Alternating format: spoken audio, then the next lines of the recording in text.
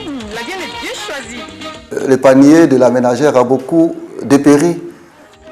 Les femmes doivent relever le défi des repas savoureux au niveau des foyers.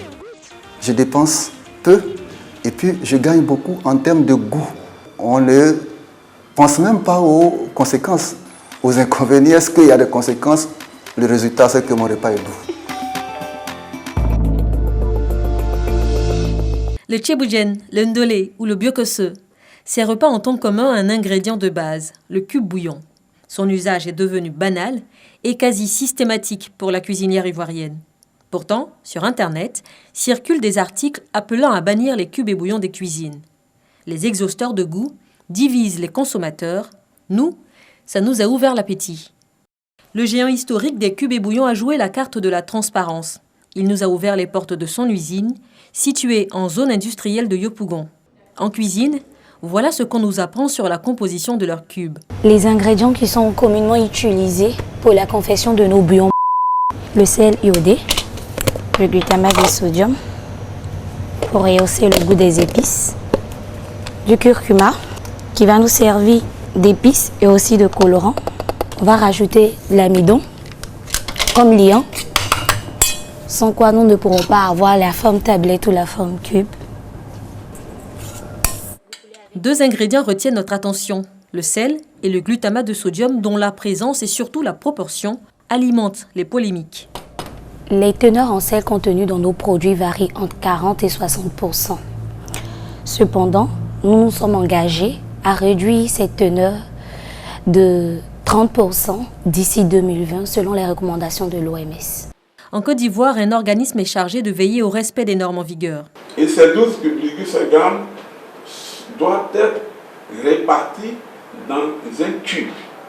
La norme ivoirienne recommande un maximum de 12,5 g de sodium, donc de sel, pour 1 litre de bouillon. Pour les bouillons déshydratés, donc les cubes et tablettes, référons-nous à l'Organisation mondiale de la santé qui conseille pas plus de 5 g de sel par jour et par personne. Une étude réalisée par le professeur Kwa Paolo nous apprend qu'un cube de 10 g contient environ 5 g de sel. C'est la quantité maximale recommandée par jour. Si nous prenons 12 grammes, en ce moment, c'est 8 grammes de sel qui est contenu dans le cube.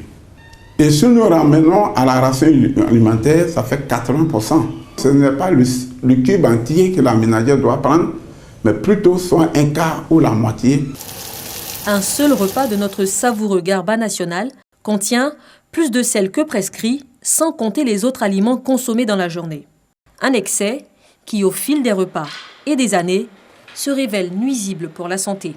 Aujourd'hui, on ne le voit pas, mais dans 10 ans, les consommateurs vont s'apercevoir que les maladies vont suivre. On va commencer par l'hypertension artérielle. Ensuite, avec cette hypertension, on va sur les accidents vasculaires cérébraux qui nous amènent aux crises cardiaques. La diététicienne relativise cependant. Le cube bouillon, il n'est pas le seul responsable de toutes les maladies qui existent. On sait qu'on peut se faire plaisir, manger de tout, selon les goûts aussi de chacun, mais en faisant attention, en limitant l'excès. Des risques de maladies entretenus par un phénomène d'accoutumance, comme avec certaines drogues. Certaines zones du cerveau s'activent lorsqu'on mange des aliments salés ou sucrés.